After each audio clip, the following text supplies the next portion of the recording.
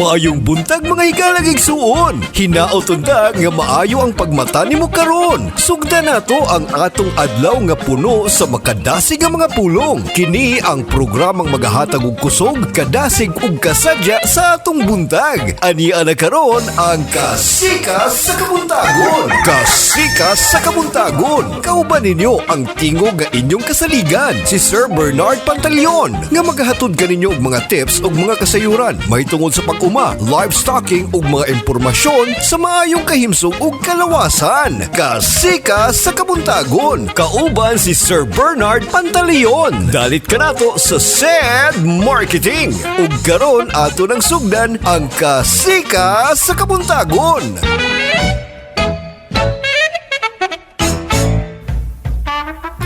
Bueno, kumusta na po?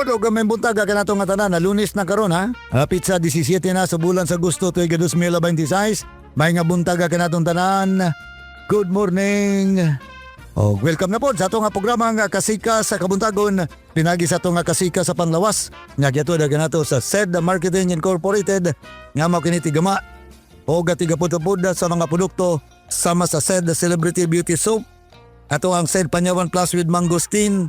SED Panyawan with Garlic, SED Kogon Herbal Capsule, SED Liniment Oil, SED Panyawan Coffee Mix, o SED Celebrity Kojic Soap. Kini nga mga produkto mga kapanyawan na ana mapalit sa mga parmasya, butika, drugstore o mga groceria. Lunes karon mayong buntag o sa mga nag-birthday pwede karon adlaw, happy birthday kanyong tanan. More birthdays to come, gikan gyapon na mo sa SED Marketing Incorporated. Napod tay grocery dia nga available ato ang produkto. Darapita karon sa may New Pandan na Panabo City, may buntag mga taga Panabo. Nasa JCA Wheat and Dry Goods. Dito sa Kapalong Davao del Norte nasa Mabuhay Grocery. Tanabunturan Davao de Oro nasa Mabuhay CLC Grocery. Og sa may Bisayan Village Tagum City nasa KM Joyce Store. So muna mga kapanyawan nga mga groceria nga na-available po ang ato ang mga produkto. Well, padayon ta sa ato ang Kasikas sa Pangalawas ako gyapon ni si kapanyawan na Bernard Pantaleon. Atong delikatan atong gibiya nga topiko kagahapon. Kabahin nining unsa ang gallbladder polyps o gapaon sa kinitambalan. Polyps kanang butoy. Butoy didto sa gallbladder. Unsa ganin gallbladder? Apdo. Okay. Ato nang isgutan ha. Yung masab ang mga posibleng sintomas. Diyan lang mo, ay mo biya. Balayon ta sa itong pagbalik sa Kasikas sa Panglawas. Standby.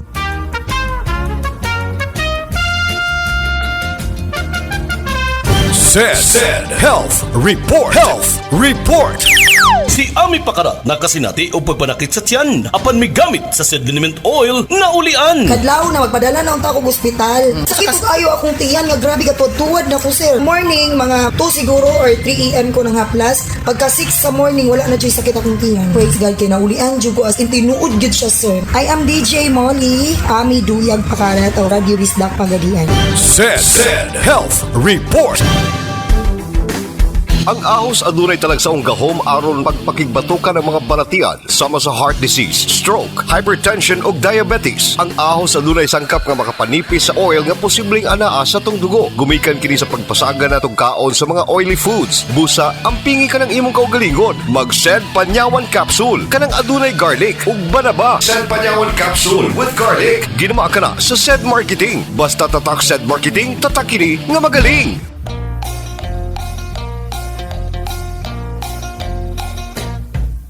Well, padayon ta mga kapanyawan. Ang gallbladder polyps kay mga gagmay nga bukol nga nitubo sa sulod sa apdo. Kasagaran dili kanser o gasagad madiskubrihan lamang sa ultrasound. Ya karon mga kapanyawan kana mga posibleng sintomas. Number 1, sagad walay sintomas. Ikaduha, pagsakit sa ibabaw sa tuo nga bahin sa tiyan. Ikatulo, pagsuka. Ikaupat, pagsakit human na mikaon sa mga matambok nga pagkaon.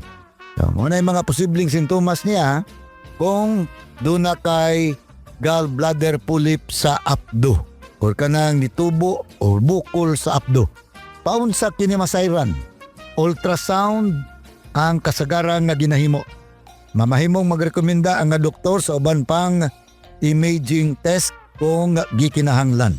Paunsa kini matambalan. Number 1, gamay nga pulip, kasagaran mas ubos kini sa 10 mm, no? 10 mm. But pasubutan ng millimeter, no? Og walay sintomas. Kanunay o regular nga i-monitor pinagi sa follow-up ultrasound. Ikaduha, mas dako 10 mm kapin, paspas mo dako o adunay mga kaludahang katangian. Mamahimong irekomendar sa doktor ang operasyon. Ang tawag ana cholecystectomy. Cholecystectomy. Kanang operasyon sa gallbladder. Tanggalon ang pulip or pagtanggal sa gallbladder or abdo tungod sa taas ang posibilidad sa kanser. Matong sa kuang anak, doon naman siya nakita nga pulip, no? Gallbladder pulip. Matong nga gi-operahan, gitanggal ang yahang abdo. So wala na siya abdo karon. Paun sa ampingan ang kahimsog sa gallbladder or abdo. Ato nang itiwason ha. Dirigapon sa atong programa nga Kasikas sa Kabuntagon, pinagi sa atong Kasikas sa Panglawas. Standby lang, kadiot lang yun.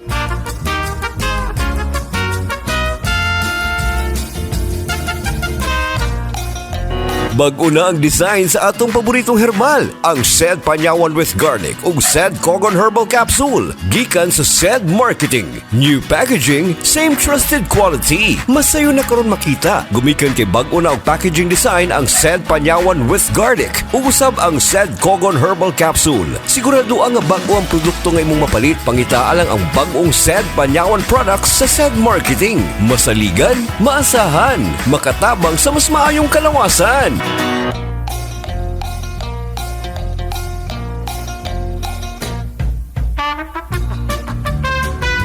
Well, balik ta sa katapusang nga bahin sa ito ang Kasikas sa Panglawas. Pinagi sa ito nga Kasikas sa Kabuntagon. Paun sa ampingan ang kahimsog sa gallbladder or abdo. Number 1, mukaon sa balanse nga pagkaon og mas daghang nga gulay o prutas. Ikaduha, ipabilin ang insakto nga timbang. Ikatulo, likayan ang mga sobrang tambok nga pagkakaon. O ikaupat, magpahiling sa doktor kung pabalik-balik ang pagkasakit sa tiyan. Pero timan dili tanang nga gallbladder polyps ang delikado. Ang insakto nga pagsusi o regular nga follow-up mao'y susi aron masayran kung kinahanglan lamang kining obserbahan or tambalan. So, muna pinaka-importante diya mga kapanyawan. Okay? Sa pikas bahin po da mga kapanyawan. Kailan mo ka ng luslus or ka ng hernia. No, hernia, luslus. Mga hinungdan sa luslus. Unsay hinungdan. Ang luslus o hernia ang mahitabo kay gayong nga mulusot ang parte sa lamang loob or taba sa bangag o huyang nga bahin sa pader sa kalamnan o litid nga ngay mupugong niini.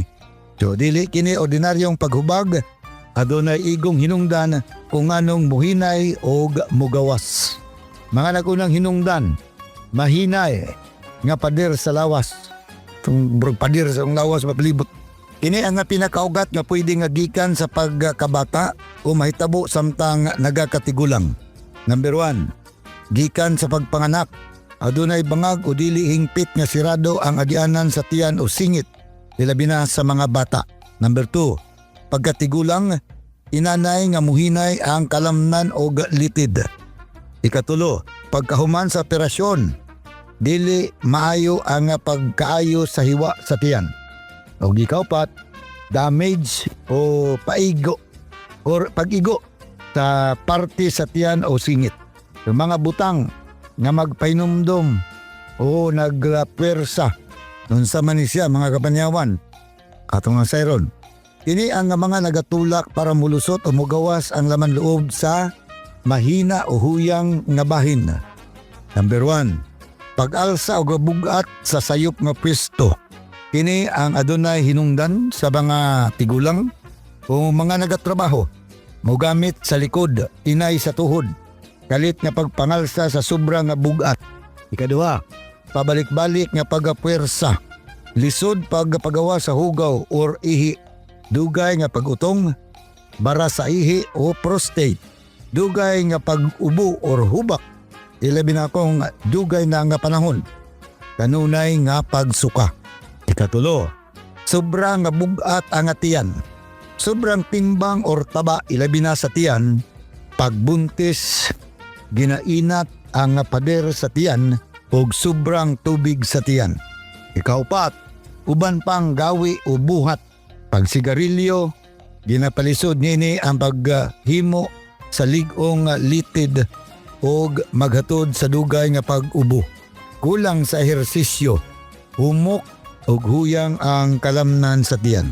Asa kanunay mo gawas. Walang atong sayron ha. Asa kanunay mo gawas. Number 1, kanang gitawag sa singit. Kasagaran mas kadaghanan nila sa lalaki. Kadua sa pusod, umbilical no? Sa infant or bata o mga tigulang. Number 3, hiwa sa operasyon. O ikaupat sa paa or hita, femoral no? Mas kasagaran nini diha sa babae. Kanus delikado. Dili kini gilayon mawala busa magpahiling kagyud sa doktor kung sakit na ang bukol o dili na maduot pabalik. Kaduha, adunay kaubang kalintura, pagsuka o dili na makapagawa sa hugaw. Ikatulo, namula o init ang gibati.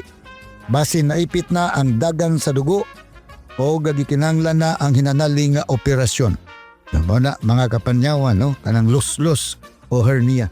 So niya pa isumpa niya na paun sa malikayan. Ato laning ipadayon diniyapon sa tuang kasika sa kabutagon, binagi sa kasika sa panglawas.